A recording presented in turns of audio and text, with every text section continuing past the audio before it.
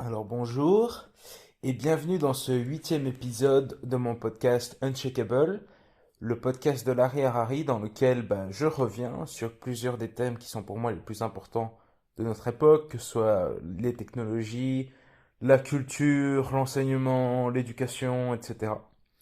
Et alors pour ce huitième épisode, je vous propose de revenir sur un thème qui m'est particulièrement cher, la tyrannie des algorithmes et comment en sortir.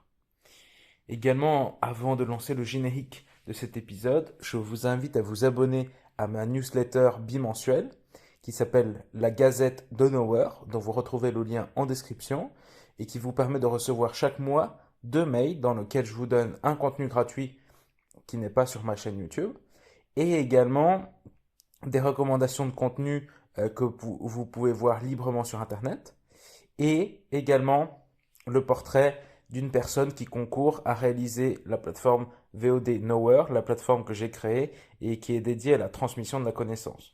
Donc abonnez-vous, c'est gratuit, il n'y a rien à acheter dedans et ça vous garantit tous les mois de recevoir des mails intelligents et pas juste des mails de prospection commerciale.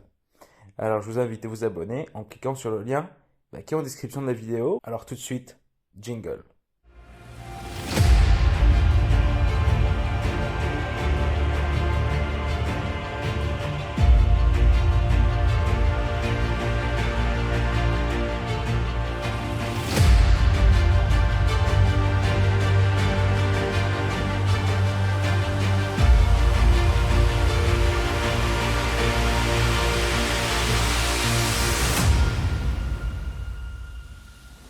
Alors donc, pour parler des algorithmes, je pense que c'est important qu'on comprenne déjà euh, où ils sont le plus présents et en fait dans quel objectif ils ont été créés. Voilà. Ça, c'est clairement important. Alors évidemment, on retrouve aujourd'hui des algorithmes de recommandation sur globalement la majorité des plateformes qu'on utilise parce qu'aujourd'hui, on est dans une société et dans une économie qui utilise beaucoup de plateformes, hein, que ce soit pour la communication, comme Facebook, comme Twitter, etc. Que ce soit également pour l'achat, hein, on pensera par exemple à Amazon, ou bien que ce soit pour le divertissement, hein, on pensera à YouTube, à Spotify, à Netflix ou quoi que ce soit.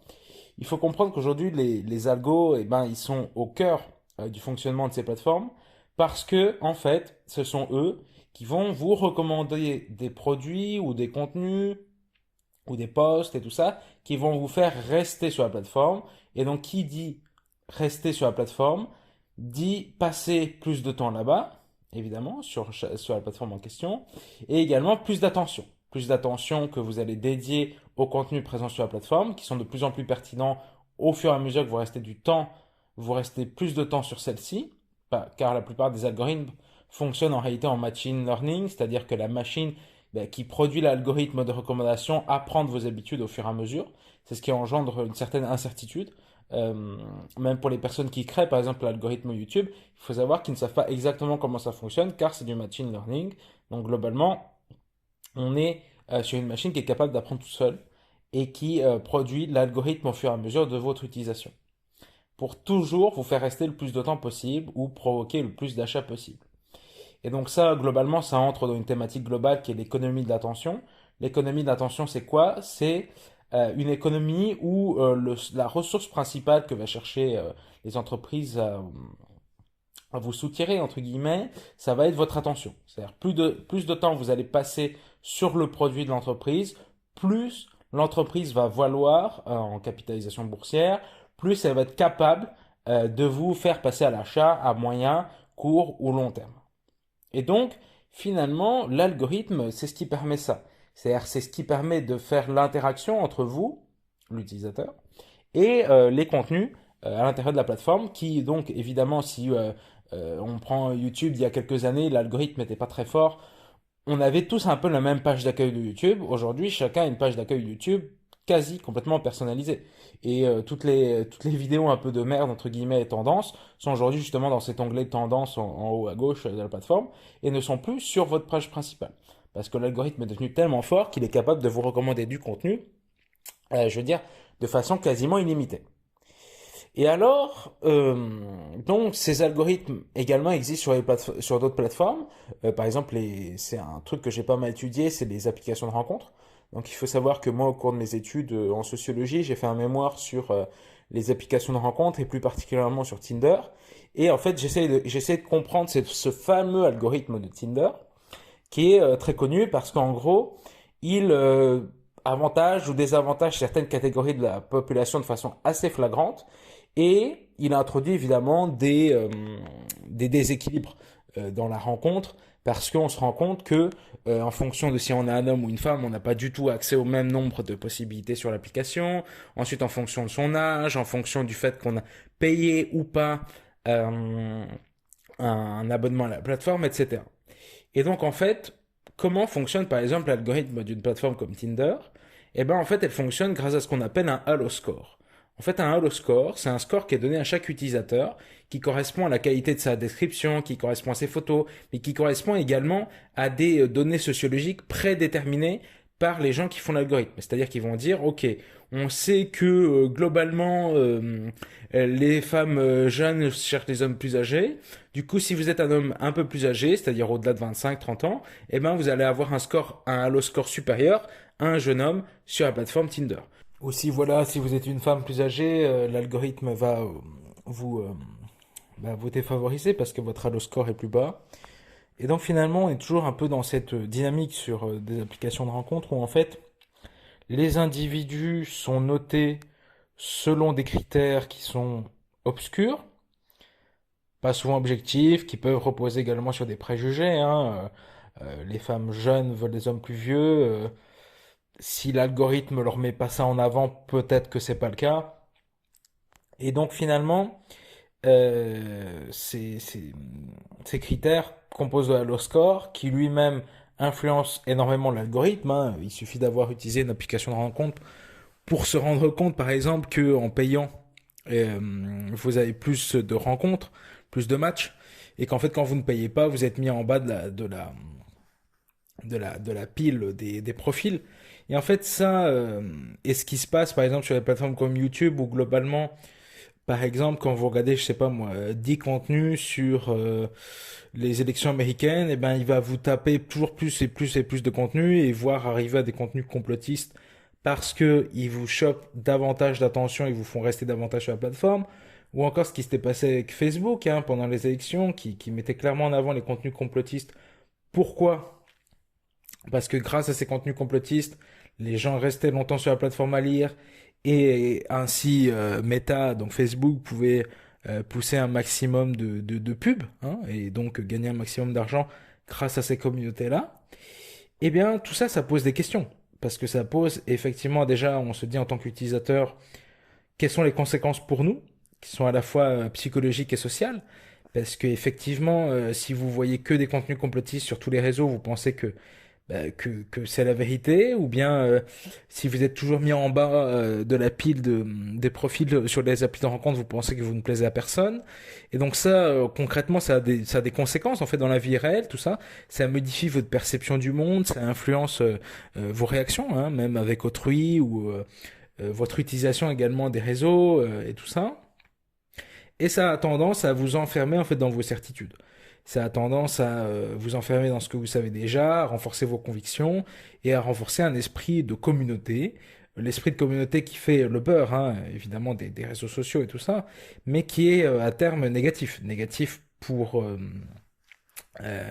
la vie en démocratie, déjà, hein, parce que ça contribue à mettre en avant des contenus peu consensuels et donc souvent qui amènent du conflit, hein, qui refusent le débat, hein. On peut observer cette tendance lourde qui existe dans notre vie politique et sociale.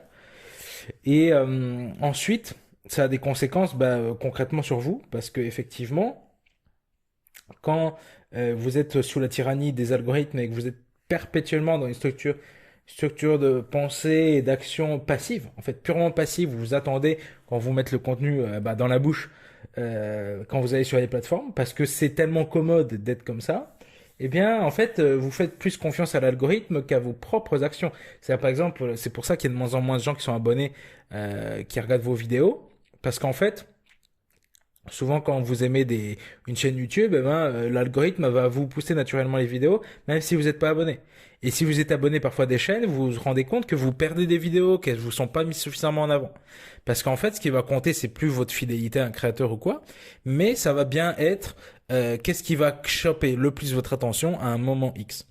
Et donc ça, en tant que spectateur, ça a une influence parce que globalement, ça veut dire qu'on veut toujours faire en sorte que vous soyez capté par la plateforme et donc ça ne met pas en avant des contenus qui peuvent être par exemple plus réflexifs, plus longs, moins putaclic, plus profonds parce que ces contenus-là forcément sont pas mis en avant par l'algorithme.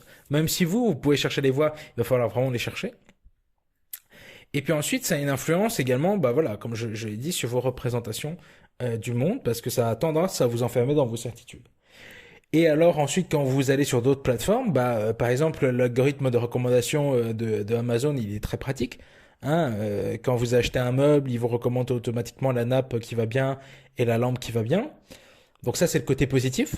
Vous passez moins de temps à chercher sur la plateforme et vous trouvez des produits qui sont plus en rapport avec ce que vous vouliez déjà.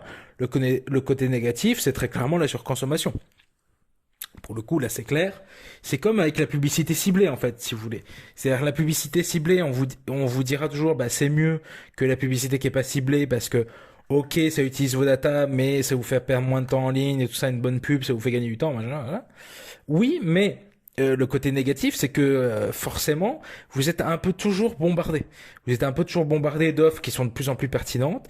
Et finalement, on a tendance à vous enfermer également dans une boucle de surconsommation qui effectivement fait le beurre des plateformes. Le but d'une plateforme, c'est que vous l'utilisiez à tout jamais. Hein. C'est la même chose que les plateformes de rencontres. C'est ce que j'avais étudié. En fait, l'objectif de Tinder, c'est pas que vous rencontriez votre âme sœur. C'est d'ailleurs pour ça que les critères de sélection sont aussi basiques sur la plateforme. Mais ils sont vraiment, l'application est vraiment faite pour vous rencontrer des gens euh, qui sont des utilisateurs souvent à longue durée de l'application, qui ont souvent un passif relationnel de plus en plus grand plus on utilise l'application, et dont la capacité d'accroche amoureuse va être de plus en plus compliquée. Et en fait, on entre perpétuellement dans des relations qui ne durent pas ou qui ne fonctionnent pas. Mais en fait, c'est fait, je veux dire, c'est fait exprès par l'application de mettre en avant ce genre de relations et en fait de déculpabiliser toujours l'utilisateur de ses échecs en disant de toute façon, tu vas en retrouver d'autres, tu vas en retrouver d'autres, tu vas en retrouver d'autres. Et alors en fait, là, on a clairement une structure sociale où la consommation est mise en avant, la surconsommation, et où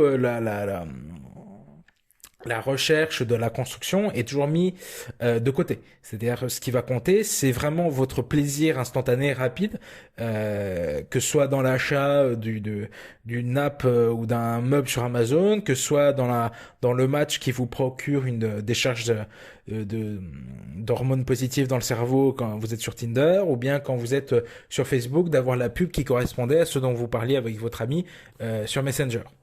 Ou la même chose sur Snap ou sur Instagram ou que sais-je, ou sur TikTok.